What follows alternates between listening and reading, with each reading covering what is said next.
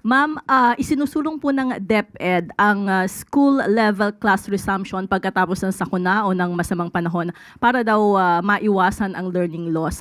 Naiparating na po ba ito sa Pangulo and what is his thought on this? Sang-ayon po ba siya? Yes, opo. At ito naman po ay inaral din po ng DepEd sa pangunan ni Secretary Sani Angara. At muli babanggitin ko kung bakit ito ay ang proposal po ng DepEd. Ayon sa DepEd, mas gusto po nila magkaroon ng flexible at nakabase sa actual situation ng bawat school at community. Hindi yung automatic na pare-pareho ang suspension sa buong province, city, or municipality.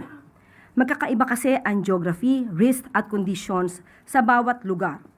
Kung safe, pwedeng mag-resume. Kung hindi safe, suspended.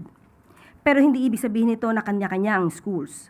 Mahalaga ang coordination at shared responsibility with the LGUs kasama ang clear safety assessment, timely communication at accountability bago magdesisyon.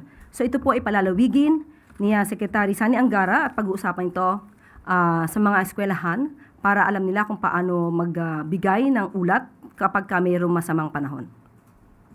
How about yung executive order po? Maglalabas po ba si Presidente? Ito po ay sakop naman po ng DepEd. So, nasa pangunguna na po ni Secretary Sani Angara kung ano po ang ipapatupad niya patungkol po dito sa kalagayan ng panahon pagdating po sa mga ating mga estudyante.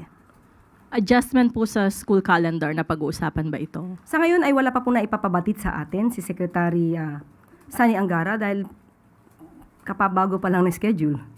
Dati ay September ang ating schedule na start ng classes dahil ito na nga naging problema dati, tag-ulan. Pero nung nagkaroon naman ng tag-init, sobrang init, so binalik ulit sa June. So ito pa rin ulit yung issue natin.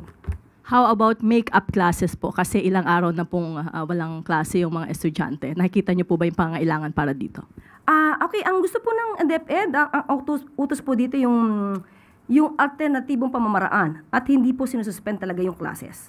So, siguro magkakaproblema lamang kung sobrang lakas ng ulan sa mga lugar na walang signal, medyo may issue po doon. Pero sa ngayon po ay hindi po nais ng DepEd na isuspindi yung klase dahil kung meron naman pong pagkakataon na magamit ang online classes, mas pinupursige po nila na ito ang gamitin.